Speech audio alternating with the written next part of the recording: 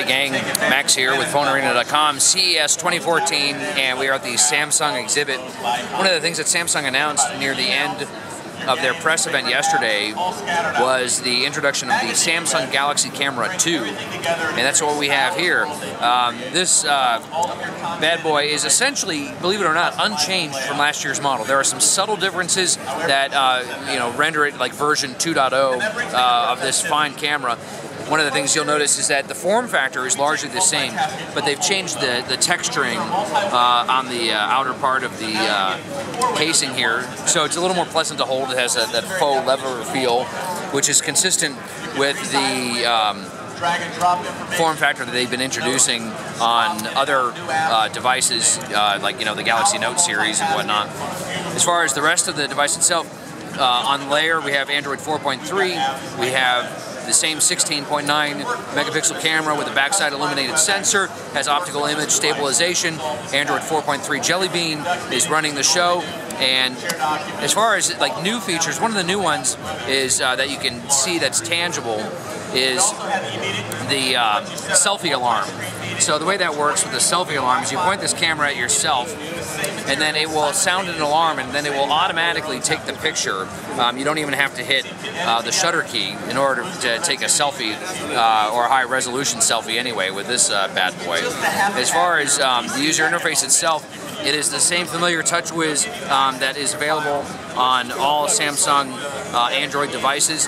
You have full access to everything that the Samsung ecosystem offers, as well as the whole access to the Google Play Store and all the apps. The only thing this device won't do is make a phone call on a cellular network. Ironically, the only thing this device won't do either is it won't do picture exchange on a cellular network either, because right now the Galaxy Camera 2 is slated to be a Wi-Fi only device. Obviously probably a marketing and sales decision made based on the sales numbers from the first camera when it came out last year. Also added to the Galaxy Camera 2 is the NFC, so you can tap to send pictures, obviously do exchange via Bluetooth, Bluetooth Direct, and everything else. As far as the rest of the form factor, it's very clean. The flash sensor is a little changed here, so the whole assembly pops out and leans a little forward. That way you don't get any risk of any shadowing off of the casing or main frame of the body. Got the power lock button. We have the main shutter button. Here we have a 3.5mm headset jack, because sometimes you just need to be able to listen to music while you're taking pictures. There is a larger battery in here, although despite the larger battery, the device itself is lighter than its predecessor. We can't get into the casing here, but underneath there is access to micro SD card memory expansion up to 64 gigabytes. There's also a little smaller door there for an HDMI out port, and that's about it. So obviously there's an accelerometer, as you can tell, so this thing behaves in a familiar fashion to every other Samsung device that we've had the pleasure to work with.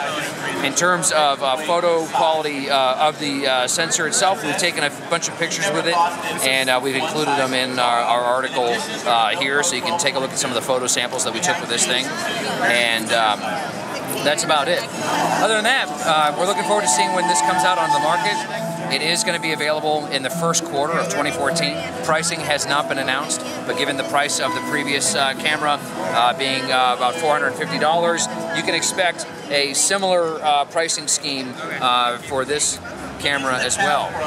So that's our coverage of the Samsung Galaxy Camera 2 here at CES 2014 in Las Vegas. Keep checking back with us at PhoneArena.com for more about this snazzy device and gadgets galore at CES.